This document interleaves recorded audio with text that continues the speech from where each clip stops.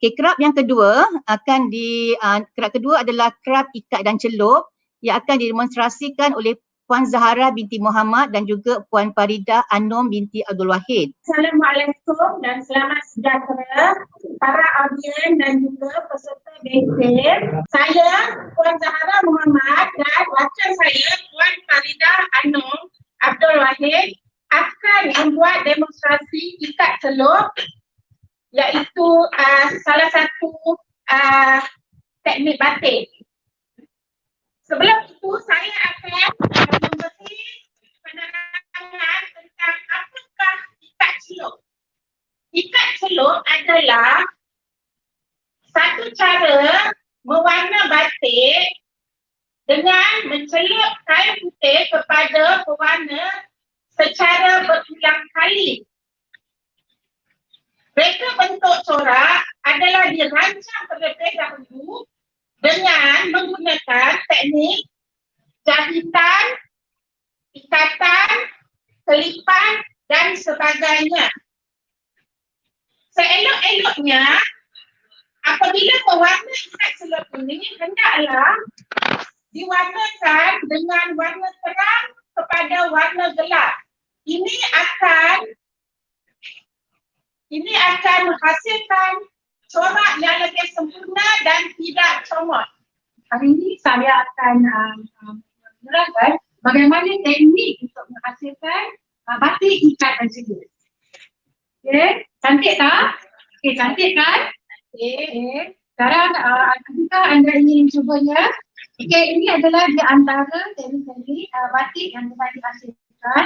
Okey, kalau anda lihat corak yang ada pada batik ini, okay, teknik yang digunakan adalah dia menggunakan batu dan ikatan. Okey, ini adalah bagaimana kita nak mengikat batu dan kita mengikatnya.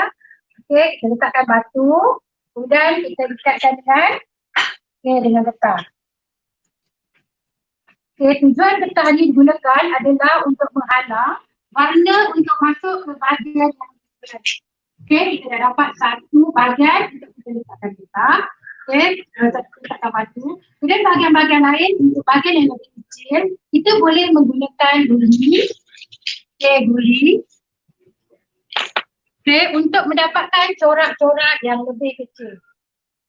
Okey. Sekiranya anak-anak tuan-tuan dan puan-puan menghadapi masalah dalam psikomotor, tuan-tuan dan puan-puan boleh gunakan alat-alat alternatif yang lain. Okey, seperti yang telah diterangkan oleh Puan Zahra tadi, kita menggunakan pengepit. Okey, kita boleh menggunakan selotip. Okey, kita boleh menggunakan dawai, tali dan sebagainya. Ikut kemampuan psikomotor anak tuan-tuan dan puan-puan. Okey, ini adalah teknik menggunakan batu. Okey, saya akan menerangkan yang kedua, teknik bagaimana nak menghasilkan corak yang begini. Cantik kan? Corak ini dengan menggunakan teknik lipatan. Okey, teknik lipatan ini. Okey, kita pernah melipat ke kipas. Okey, kita boleh menggunakan teknik seperti kipas ataupun kita menggunakan teknik lipatan serongan. Okey, dan kita boleh lipat dia. Okey, lipat. Kalau anak-anak tuan-tuan mengalami masalah, tuan-tuan boleh bantu untuk mengikat. Kemudian kita gunakan getah-getah atau bahan-bahan yang boleh kita gunakan untuk menghalang warna untuk masuk ke dalam kainnya. Okey, seperti yang telah kita buat sini. Okey, saya menggunakan kayu aiskrim sebagai pemegangnya dan saya menggunakan getah. Okey, saya menggunakan klip untuk mendapatkan corak-corak yang cantik-cantik nanti. Okey, ini salah satu contoh. Kita menggunakan pengepit, kertas dan sebagainya. Okey, ini adalah corak-corak yang boleh kita hasilkan. Okey, warna-warna itu adalah ikut pilihan ataupun masing-masing. Ini adalah teknik lipatan dulu. Okay, ini pun adalah teknik lipatan. Okey, satu lagi adalah teknik jahitan.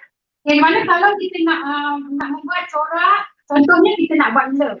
Okay, kita potong dulu rupa love, kemudian kita lekatkan di situ dan kita jahit di sekitar corak tersebut.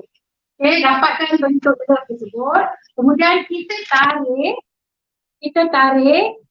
dan nanti kita akan warnakan di bahagian yang berbentuk tersebut. Okay, apabila hasilnya nanti kita akan dapat bentuk tu. Okay, kalau di luar ni dalam 40 ataupun RM45, paling kurang pun RM30 satu helai. Tapi hari ni dengan menggunakan kemahiran membuat batik ikat celup, kita dapat menghasilkan corak t-shirt yang begini. Okay, mari kita cuba buat. Ini kita namakan teknik lingkaran. Okay, apa yang kita perlukan ialah adik-adik ataupun tuan-tuan dan perempuan, boleh bantu anak tuan-tuan untuk menghasilkannya. Kita perlukan gerpu ataupun dengan menu pun boleh ya. Okay, kita dapatkan sekiranya kita nak dapatkan corak yang di tengah-tengah, kita mulakan dengan putaran di bahagian tengah. Sekiranya kita nak lihat corak di sebelah bawah, kita mulakan dengan putaran di sebelah bawah. Okey, kita cuba. Okey, kita gulung. Okey, kalau tak boleh, minta tolong mak bantu ataupun kakak ataupun abang ataupun kawan-kawan. Okey, kemudian kita lepaskan dan kita kemaskan. Okey, kita kemaskan. Okey, kemaskan. Tengok sini kita ikat dulu. Okey, supaya dia tak berterabuk, kita ikat dulu. Ikat dulu. Gulung dan dapatkan yang macam ni. Okey. Tak kemas pun tak apa sebab corak kita batik ikat celup ni memang kita tak perlu kemas sebab corak dia adalah corak tidak telanjang. Okey. Okey, ini adalah contoh-contoh. Okey, sekarang bagaimana kita nak mewarnakannya? Saya akan tunjukkan kepada tuan-tuan dan adik-adik bagaimana kita nak menyediakan warna. Okey, bahan-bahan yang kita gunakan adalah garam. Okey, kita gunakan soda es. Okey, dan juga sedikit air panas. Okey, kalau dalam satu ni lebih kurang dalam banyak ni separuh daripada bekas ni lah, separuh daripada bekas ni. Okey, kita gunakan warna-warna alternatif seperti kita gunakan pewarna makanan dan kita buat kek dan sebagainya tu. Okey, kita boleh gunakan serbuk kuning. Okey, serbuk kuning untuk mendapatkan warna kuning dan merah, hijau kita boleh dapatkan daripada pandan yang ada di sekitar kita dan warna merah ataupun warna ungu ni kita boleh dapatkan daripada buah naga ni. Okey, warna merah kita boleh gunakan daripada sirap ros yang kita buat air di rumah tu. Okey, itu boleh.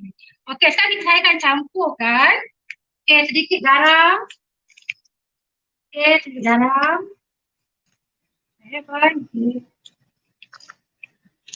Okey, garam ni gunanya adalah untuk apa ya? Untuk mematikan di soda es tadi. Okey, di soda es tadi di garam. Ini untuk mematikan warna supaya nanti warna pada t-shirt kita tu kuranglah dia warna ni turun. Okey, kemudian kita letakkan sedikit warna. Okey, jadi warna tu kuning. Okey, saya ada warna kuning. Okey, saya ada warna biru. Okey.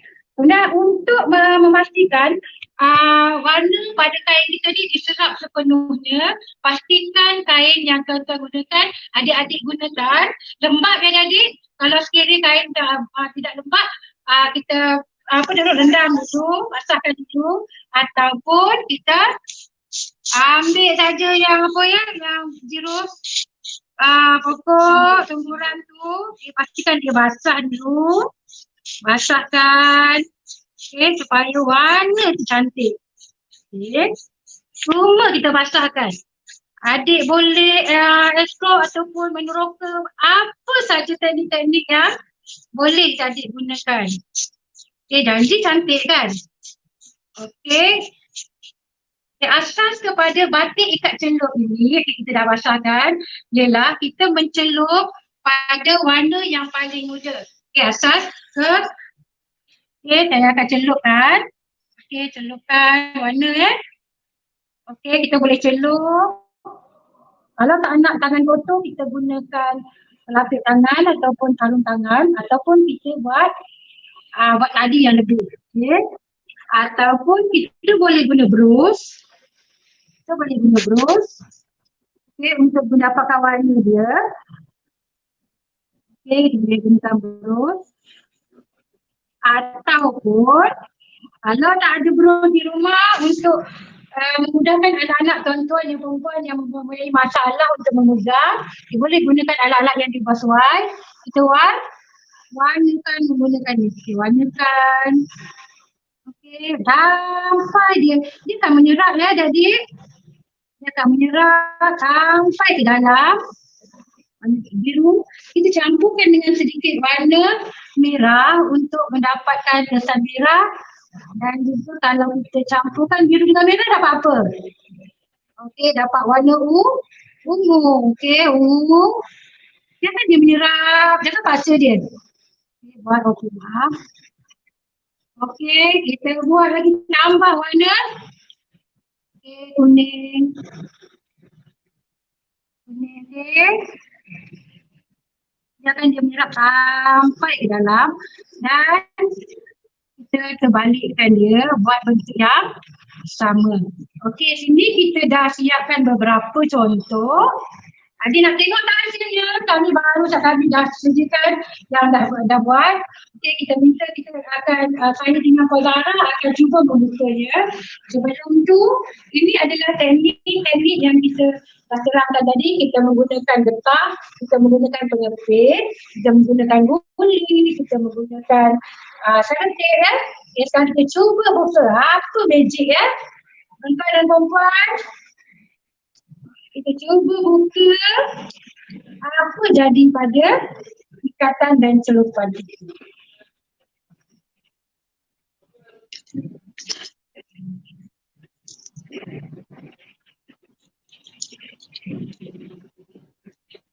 Okey, sebelum tu saya lupa nak beritahu adik-adik untuk membiarkan warna kita ni untuk dalam 10 hingga 15 minit dan keringkan jangan di bawah matahari yang terus.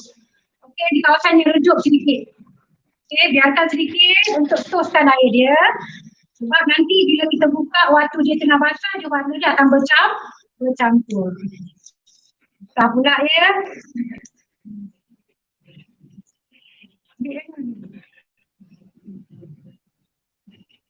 Okey, ni pasal ni tadi, saya pun tak tahu apa akan jadi.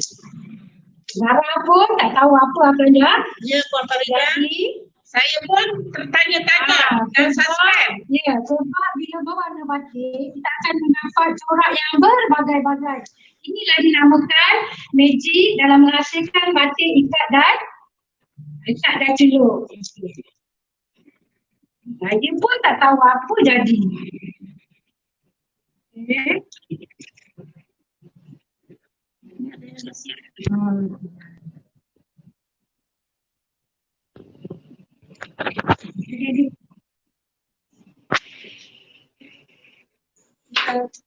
Kita buka dulu ya. Ada lagi. Nanti Zahra kalau bukakan.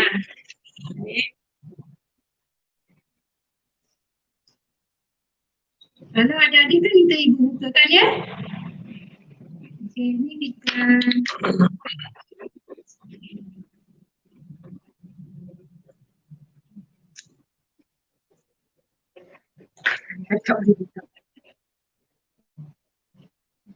Harus bersabar ya.